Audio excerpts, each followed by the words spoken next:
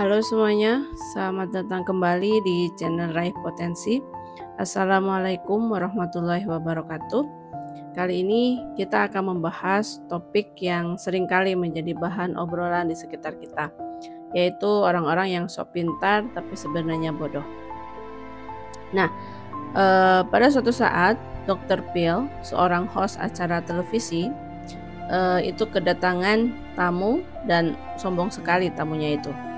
Bahkan kemudian mengatakan bahwa ilmunya Dr. Phil tidak relevan karena Dr. Phil tidak memiliki banyak follower, sedangkan dia punya banyak follower. Dr. Phil kemudian mengatakan, "The bigger the star, the smaller the ego."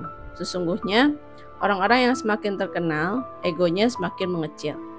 Nah, seperti apa ciri-ciri orang-orang yang pura-pura pintar? Beberapa orang mengatakan kalau mereka itu bukan pura-pura pintar, tapi sok pintar dan mereka adalah orang yang sombong dalam kebodohannya. Entah mengapa, belakangan ini cukup banyak jumlahnya orang-orang seperti ini. Mungkin karena banyak orang yang pansos, yang ingin cepat terkenal, yang ingin cepat cari follower, dan akhirnya kemudian gegabah menabrak kanan, kiri, depan, belakang yang justru mempertontonkan kebodohannya. Fenomena ini dalam psikologi dikenal dengan istilah Dunning-Kruger effect, yaitu fenomena di mana orang-orang bodoh yang mempunyai kemampuan lemah cenderung memberikan penilaian yang tinggi terhadap dirinya sendiri. Baiklah, kita perlu mengenali siapa saja mereka dan mengapa mereka seperti itu, supaya kita tidak termasuk ke dalam golongan ini. Baik, yang pertama cirinya adalah mereka dibesarkan dalam peradaban sekolah multiple choice, yaitu pilihannya A, B, C, D, dan E. Ada 5 pilihan yang tersedia. Pilih salah satu sehingga kemudian hanya ada satu kebenaran. Yang kedua, mereka biasanya merasa hanya ada satu kebenaran seperti warna hitam atau putih, benar atau salah. Mereka langsung bilang kalau tidak hitam ya putih, kalau tidak putih ya hitam. Karena mereka taunya hanya dua warna itu. Padahal di antara hitam dan putih itu banyak warna, termasuk abu-abu. Yang ketiga, mereka bersuara keras tapi tidak dianggap oleh orang lain. Kenapa begitu? Ya, orang juga tidak mau menganggap karena orang ini tengah berkelahi dengan dirinya sendiri dan egonya sangat besar sekali. Dan merasa dirinya adalah jago dalam segala hal. Yang keempat, mereka biasanya adalah orang yang beranggapan pintar karena bisa mendapatkan banyak follower. Yang kelima, mereka lebih banyak fokusnya pada hal daripada mereka mencari why. Jadi mereka ingin melompat langsung pada kesimpulannya. Misalnya, ketika membahas tentang warung abnormal banyak ditutup sekarang ini, dan mereka langsung mengatakan, wah itu ditutup kenapa? Karena target segmennya tidak jelas, pricingnya begini, konsumennya begini. Ya itulah marketing one on one. Dia tidak cari dulu why-nya, tapi dia langsung melompat kepada intinya atau kesimpulannya. Kalau kita nggak dalami, kita nggak akan paham. Kita akan kemudian mengambil keputusan begitu cepat, melompat kepada kesimpulan, dan kita pikir kita benar. Dan hal seperti ini biasanya sangat menyesatkan. Yang keenam, mereka biasanya yakin sekali, berani sekali, namanya juga baru orang tahu sedikit.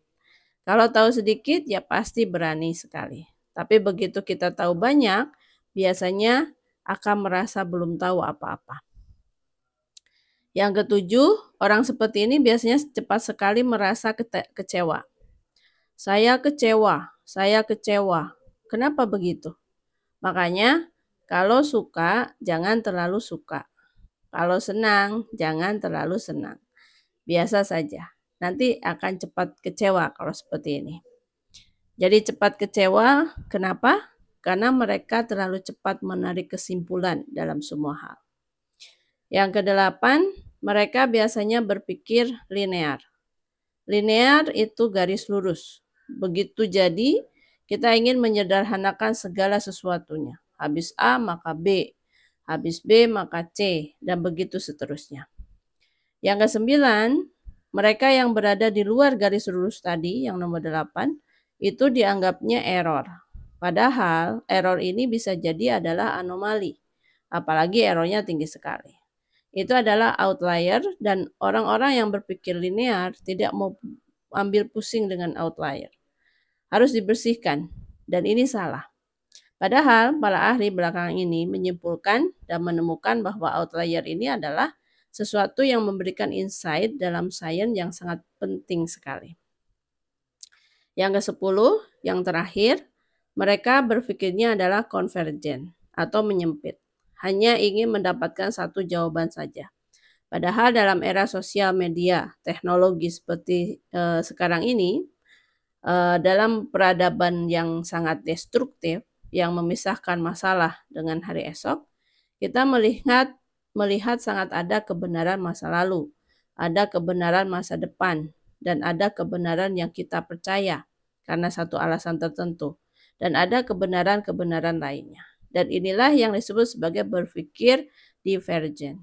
Jadi divergen itu biasanya dimiliki oleh siapa yang memiliki perspektif yang luas, yang senang membaca buku, senang dengan art dan sains, senang bereksplorasi, ya seperti itulah.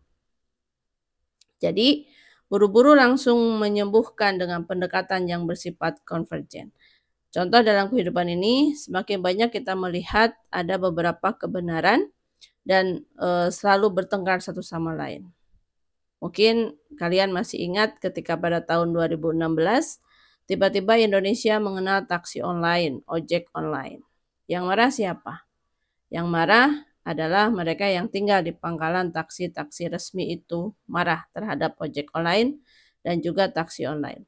Padahal ini ada dua kebenaran dan bisa dikatakan inilah disebut dengan era baru, sharing resources.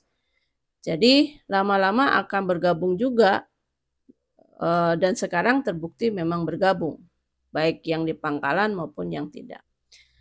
Tetapi kita tetap memerlukan objek-objek pangkalan ini, kita tetap memerlukan taksi-taksi yang kita kenal, jadi hidupnya memang ada dua-duanya. Dan keduanya juga sama-sama benar. Sama misalnya seperti kamu membeli makanan itu dari biji-bijian, buah-buahan, sayuran. Sekarang dikenal dengan nama GMO, Genetic Modified Organizer, yang merupakan hasil rekayasa genetik, dan sekarang masih banyak sekali produk-produk seperti itu. Tetapi ini adalah produk dari sains. Belum lama ini di Filipina ada sekelompok orang melakukan riset dan menemukan yang disebut dengan golden rice, yaitu beras yang mengandung beta-karotin atau banyak sekali vitamin A untuk menolong masyarakat di Asia yang kesulitan mendapatkan vitamin A. Tapi apa yang terjadi? Mereka kemudian diserang oleh sekelompok orang yang mengatakan bahwa makanan GMO itu merusak kehidupan di masa depan. Dan mereka kemudian menghancurkan semuanya karena mereka adalah penganut dari organic food. Jadi makanan-makanan organik ini yang kedua aliran, yang satu adalah organic and natural food, dan kemudian satu lagi yang sekarang menikmati segala sesuatu karena adanya teknologi dan sains, sama saja, gitu kan ya, sama-sama benarnya. Karena ketika kamu membaca populasi dunia sekarang ini yang mencapai 8 miliar, bumi semakin padat, semakin panas, kotor, penuh dengan sampah, alam begitu rusak karena terjadi boom population ini. Ledakan penduduk, tapi pada yang bersamaan juga terjadi fertility rate atau tingkat kesuburan berkurang di sejumlah negara. Banyak sekali penduduk yang sudah tidak mempunyai anak atau punya anak kurang lebih 1 dari jumlah penduduk. Nah, mungkin keduanya ingin mengalami penurunan kedua-duanya. Nah, dan ya keduanya juga sama benar gitu kan ya. Nah, atau mungkin ketika kamu melihat tembok Berlin roboh, maka kemudian era komunisme berakhir dan masuklah era mekanisme pasar atau kapitalisme. Tapi Vietnam tidak mau menyebut dirinya sebagai negara kapitalis, tapi juga tidak mau menyebut dirinya sosialis atau komunis. Mereka mengatakan negara kami adalah mekanisme pasar di bawah kepemimpinan sosialis. Bingung kan? Yang sebagian orang masih mengatakan kalau tidak kapitalis komunis, pasti ini komunis, katanya.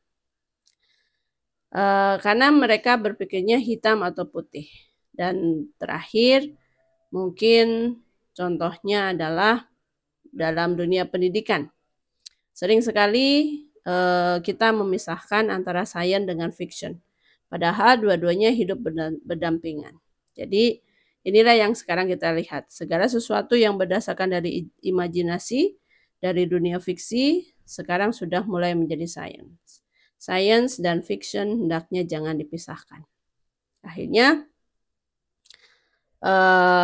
seperti yang disampaikan oleh tokoh-tokoh hebat, orang-orang yang benar-benar cerdas adalah mereka yang tidak menonjolkan kepintarannya di depan orang-orang yang berpura-pura pintar. Imam Syafi'i pernah mengingatkan bahwa lebih baik kita berdebat dengan 100 orang pintar daripada berdebat dengan 1 orang bodoh.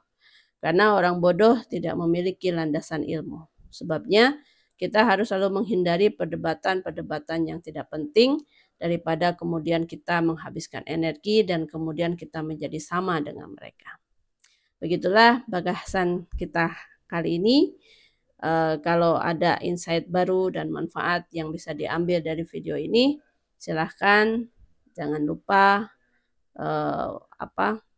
untuk like, share, dan subscribe. Atau bisa juga tinggalkan komentar di kolom komentar. Terima kasih banyak semuanya. Sampai jumpa lagi di video selanjutnya. Wassalamualaikum warahmatullahi wabarakatuh.